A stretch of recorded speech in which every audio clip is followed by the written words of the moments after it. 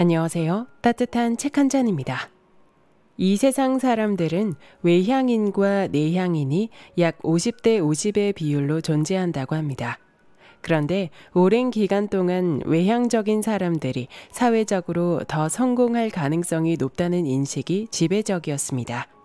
특히 1980년대까지는 미국과 우리나라를 비롯한 여러 사회에서 내향적인 사람들은 사교적이지 않거나 적극적이지 않다는 이유로 성공과는 거리가 멀다는 편견이 많았죠.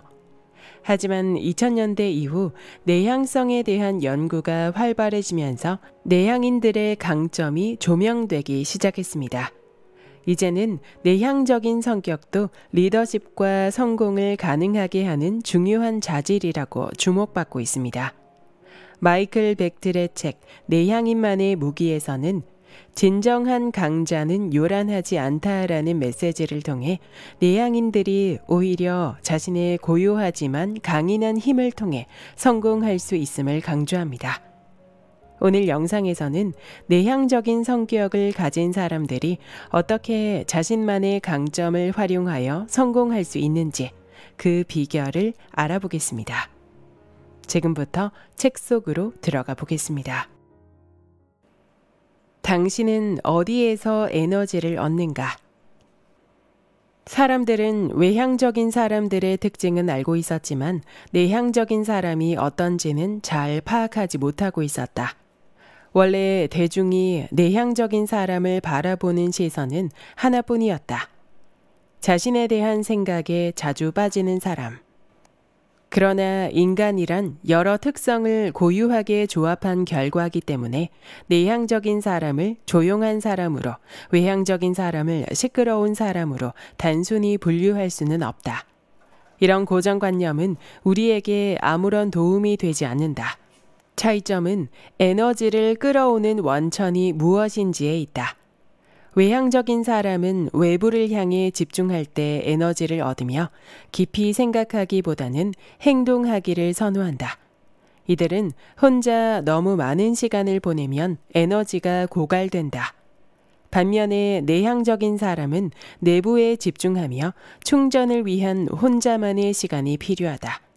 우리는 군중 속에서 제 몫을 해낼 수 있지만 그 과정에서 에너지를 소모한다. 우리는 몇 안 되더라도 깊이 있는 관계를 선호한다.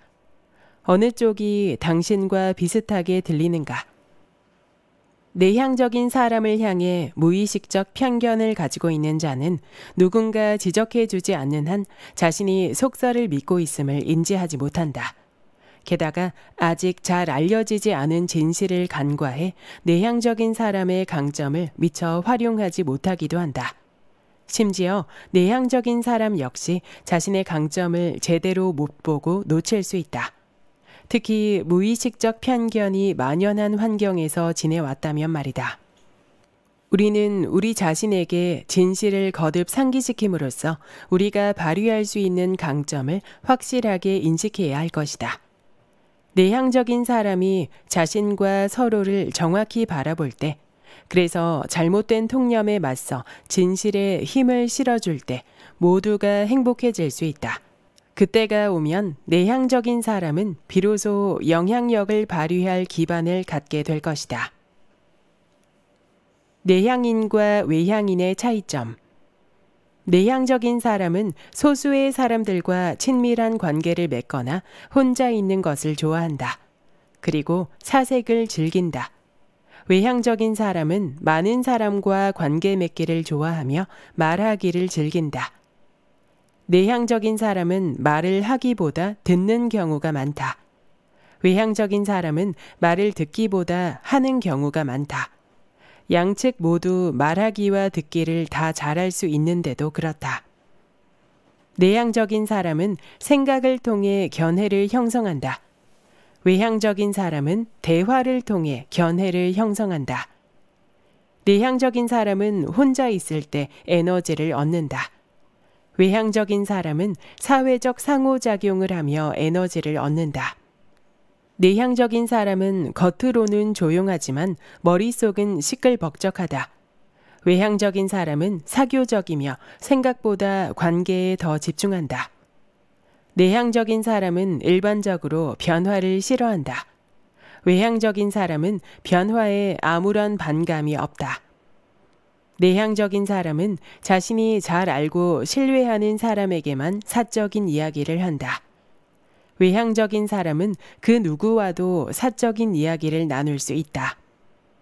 내향적인 사람은 어떤 일이든 집중할 수 있다. 외향적인 사람은 쉽게 산만해진다.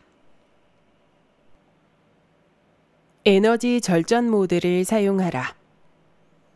내향적인 사람이든 외향적인 사람이든 주어진 시간의 양은 동일하며 그 시간 동안 무엇을 할지 선택해야 한다. 하지만 내향적인 사람에게는 다른 변수가 존재한다. 바로 에너지다. 에너지는 내향적인 기질과 외향적인 기질 사이의 주된 차이점 중 하나다. 인간이라면 누구나 사회 환경에서 에너지를 소모한다. 마치 자동차가 연료를 소모해 주행하는 것과 같다. 내향적인 사람과 외향적인 사람 모두 연료를 채워야 하는데 여기서 차이가 발생한다. 외향적인 사람은 다른 사람들과 있을 때 에너지를 충전하는 반면 내향적인 사람은 홀로 시간을 보내며 에너지를 충전한다. 다이아몬드가 만들어지는 데는 엄청난 압력과 오랜 시간이 필요하다는 이야기를 모두 들어봤을 것이다. 다이아몬드 이야기를 사람에 적용해보면 성공하기 위해서는 앞으로 평생 끊임없이 압박을 감수하고 살아야 한다는 뜻이 된다. 내향적인 사람이 이 말을 들으면 전부 포기하고 몇 달간 드라마나 몰아서 보며 지내고 싶을 것이다. 내향적인 사람에게 더 잘 들어맞는 비유가 있다. 빵 반죽은 휴지기를 거쳐야 부풀어 오른다는 것이다.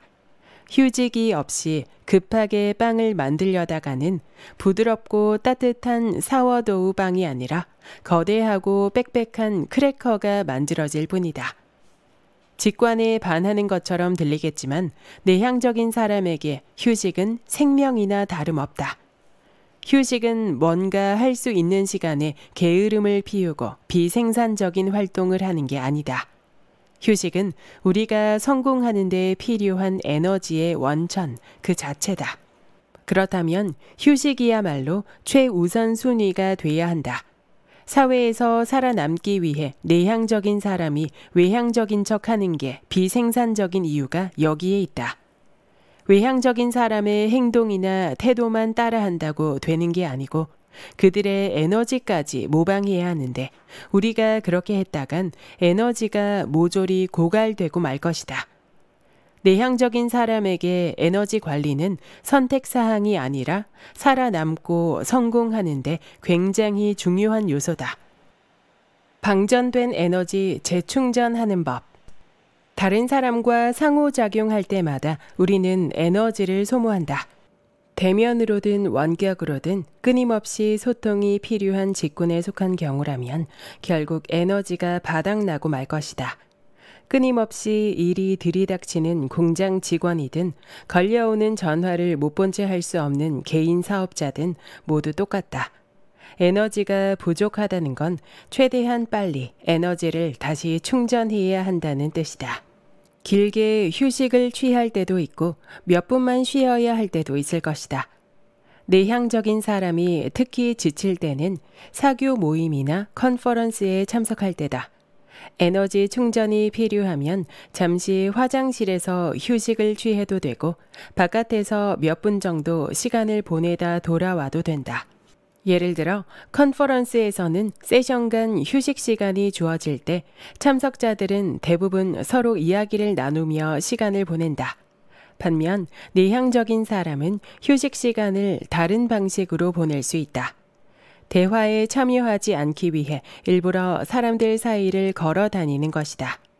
누군가가 멈춰 세우면 "오, 반갑습니다. 몇 분 후에 다시 올게요." 라고 말하면 끝이다. 이 방법은 신체적 움직임을 동반한다는 장점이 있으며 바로 대화에 참여하지 않고 잠시 물러나 다음에 만날 때를 대비할 수 있다는 장점도 있다. 내향적인 사람이라면 다음의 아이디어들을 고려해 볼 수 있다. 자신을 외향적인 사람과 비교하지 않는다. 외향적인 사람이 어떻게 다른 사람과 관계를 맺는지도 신경 쓰지 않는다. 우리는 그들과 다르기 때문에 본 모습 그대로를 유지하면서 우리만의 강점을 활용하는 법을 배워야 한다. 휴식을 절대 시간 낭비로 여기지 않는다. 휴식은 우리가 최고의 역량을 발휘하도록 해준다. 먼저 에너지 예산을 책정한 뒤 그간의 경험을 바탕으로 에너지를 얼마나 쏟아야 할지 결정한다. 그리고 한 번 확정한 에너지 예산은 변경하지 않는다. 에너지를 채워주는 활동이 무엇인지 파악해 그 활동에 더 집중한다. 혼자만의 시간을 충분히 확보해 사교 활동 숙취에 시달리지 않도록 한다. 시끄럽고 북적이는 곳은 가급적 피한다. 주변 소음으로 에너지를 낭비하지 않고 아껴도 중요한 일에 사용할 수 있도록 한다.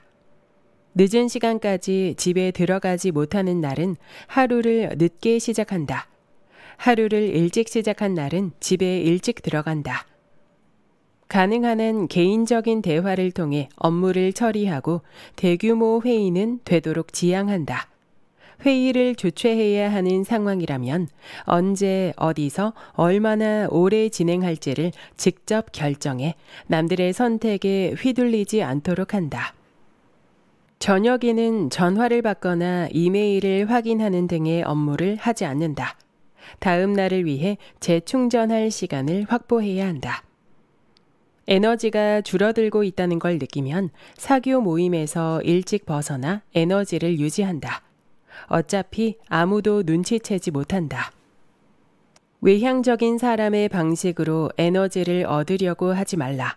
그냥 자신과 더 많은 시간을 보내면 된다.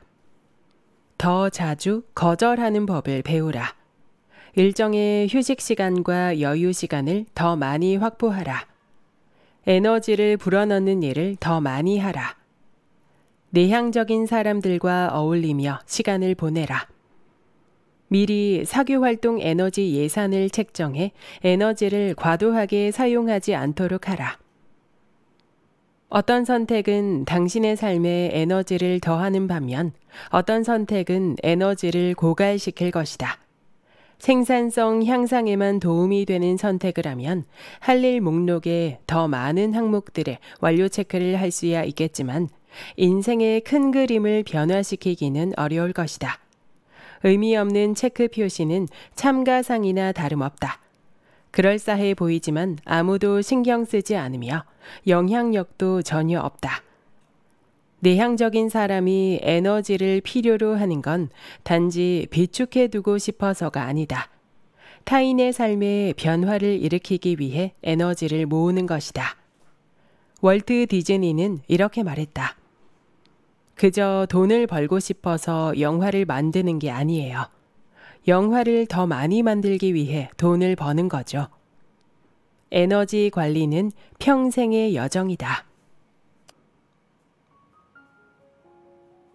여기까지 외향인만의 무기의 본문 일부였습니다. 우리 사회는 외향적인 성향을 높게 평가하고 때로는 그에 맞춰 행동할 것을 요구하기도 합니다. 그래서 내향적인 사람들은 외향적인 면모를 개발해야 더 성장할 수 있다고 느끼곤 하죠. 하지만 저자가 말하는 것처럼 내향적인 사람들은 자신의 기질을 정확히 이해하고 그것을 강점으로 활용할 줄 안다면 자신의 고유한 특성을 최대한으로 끌어내어 어떤 환경에서도 자신을 극대화할 수 있습니다. 자신의 본연의 성향을 받아들이고 그 안에서 최고의 자신이 되는 것, 그것이 진정한 성공의 열쇠가 아닐까요? 구독과 좋아요와 댓글은 큰 힘이 됩니다. 다음 영상에서 만나요.